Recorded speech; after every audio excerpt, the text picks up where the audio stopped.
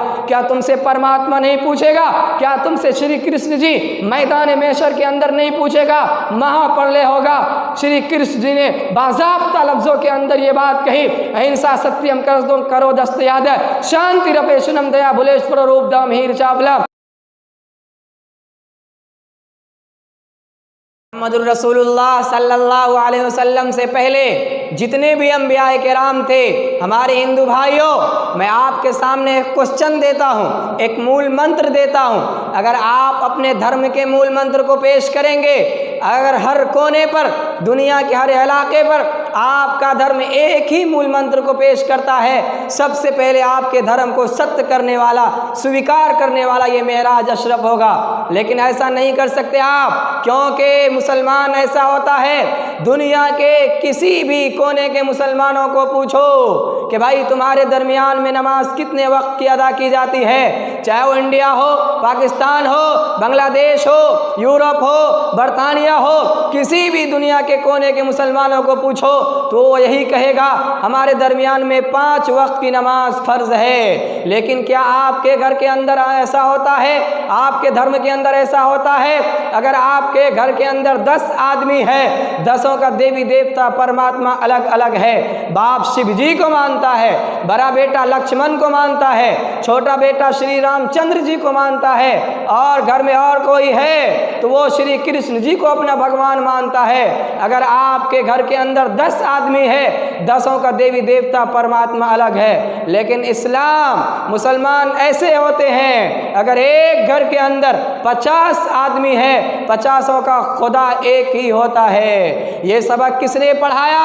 ये सबक उसी ने पढ़ाया जिसको आप लोग बड़ी तिरछी निगाहों से देखते हैं। 1442 साल पहले जब उन्होंने इस पाक पवित्र धरती पर जन्म लिया, वो अपनी धर्म को लेकर के, तो और उसने कहा कि जो मुसलमानों का वजूद होता है, जो इस्लाम इस धरती के ऊपर आया, कि मोहम्मद रसूलुल्लाह ने तलवारों के आधार पर इस्लाम का प्रचार किया है, ये गलत बात है। दुनिया का कोई भी माए का लाल पंडित हो, चाहे वो स्कॉलर हो, चाहे वो प्रोफेसर हो, मैं पूरी तौर पर दावे के साथ ये बात कहता हूँ, मोहम्मद रसूलुल्लाह को वो तलवारों वाला नबी साबित करके दिखा दे, मैं आज इसी वक्त से उसका गुलाम बन जाऊंगा। लेकिन ऐसा नहीं कर सकते आप। क्यों? कि इस्लाम के प्रचार करने वाला वो मोहम्मद रसूलुल्लाह आखिरी नबी नहीं, बल्कि इस्लाम की प्रचार करने वाला वो अध्यादेय महान है, वो परमात्मा है, वो सर्वशक्तिमान है, जिन्होंने इस धर्म को वजूद में लाने के लिए 1,24,000 अंबिया किराम को इस धरती के ऊपर भेजा।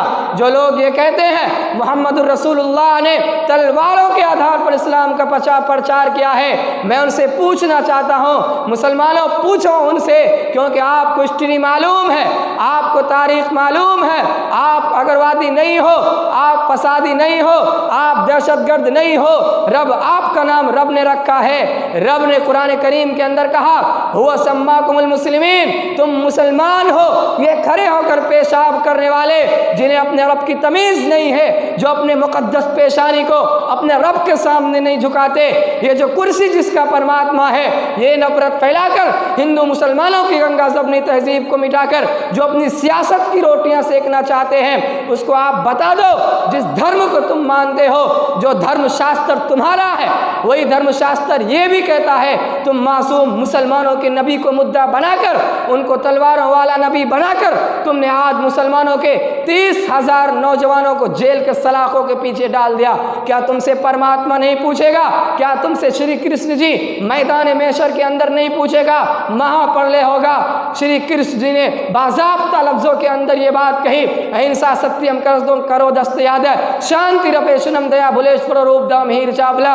हे अर्जुन, तुम किसी मासूम इंसान का खून मत बहाना, किसी मासूम इंसान को अपनी ज़बान से तकलीफ मत पहुँचाना। ये श्री कृष्ण जी का उद्देश्य पूरी दुनिया के मानवों के लिए, संपूर्ण जगत के लिए। क्या ये भगवत गीता का ये मंदिर आज के गुरु घंटाल को नजर नहीं आता? ये गेरवे रंग के कपड़ा पहनने वाले भगवाधारी कौमी तंजीम के फिरकापरस्त लीडर, हिंदू मुसलमान की गंगा ज़बनी तहजीब को मिटाने वाले, जरा शर्म करो, जरा रहम करो, वरना तुम्हारा जुल्म कब तक बढ़ेगा? खून पे खून होता है, टपकता है तो जम जाता है, जुल्म पे जुल्म होता है, बढ़ता है तो मिट जाता है।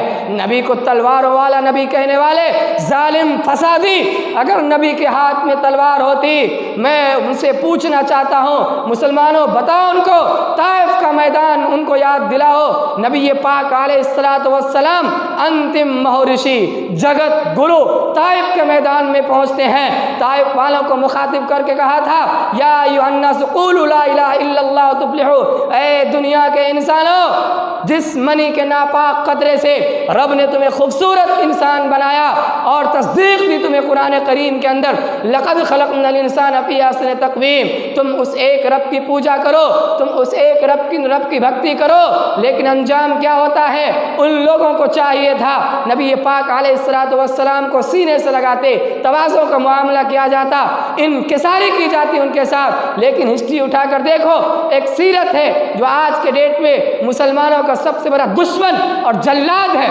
उन्होंने लिखा, पूरी दुनिया के अंदर नबी की सदाकत को बयान कर रहा है। उन्होंने लिखा, उन लोगों को चाहिए था नबी पाक अलैहिस्सलातु वस्सलाम को सीने से और गले से लगाते, लेकिन पूरी दुनिया जानती है उन शराबियों ने, उन कबाबियों ने, उन फासिकों ने, उन मुल्हीद और नाहंजारों ने नबी पाक अलैहिस्सलातु वस्सलाम पर पत्थरों की बारिश कर दी गई। उनके ऑर्डर से अबाश और बदमाश किस्म के लड़कों को पीछे लगा दिया गया।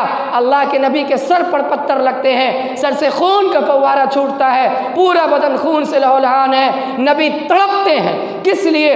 अगर नबी के हाथ में तलवार होती, ताइफ के मैदान में एक भी इंसान का वजूद नहीं बचता, सफ़े हस्ती से मिट गया होता। लेकिन जिब्राइल अमीन, सुपर पावर ताकत जिब्राइल अमीन आते हैं, जिनकी ताकत की कसम रब कुरान करीम के अंदर खाता है, ज़ी क़ुव्वतिन इंद ज़िल अर्श मकीन, ए जिब्राइल तू सुपर पावर ताकत है। जिब्राइल अमीन आते हैं और आकर के कहते हैं कि ए मोहम्मद, आप इशारा तो करो, पूरे ताइफ वालों को मिटा करके रख दिया जाएगा। लेकिन मोहम्मद अलैहिस्सलातु वस्सलाम ने कहा जिब्राइल अमीन से, ए जिब्राइल सुन, इस जवाब को सुनो। सुब्रमण्यम जी, साक्षी महाराज साहब, अपने गर्म से नावाकियत रखने वाले लोगों को अंधकार के अंदर डुबोने वाले राक्षसों, इस जवाब को सुनो। मोहम्मद अलैहिस्सलातु वस्सलाम ने कहा जिब्राइल अमीन से, अगर नबी के हाथ में तलवार होती, ताइफ में एक भी इंसान का वजूद नहीं बचता।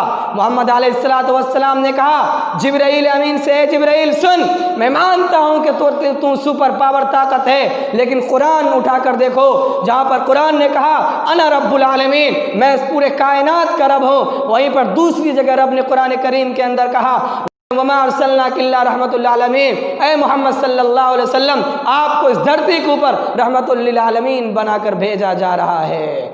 मेरे भाइयों, ज़रा बता सकते हैं, अगर नबी तलवारों वाला नबी होते तो ताइफ के मैदान में आप तलवार उठा सकते थे।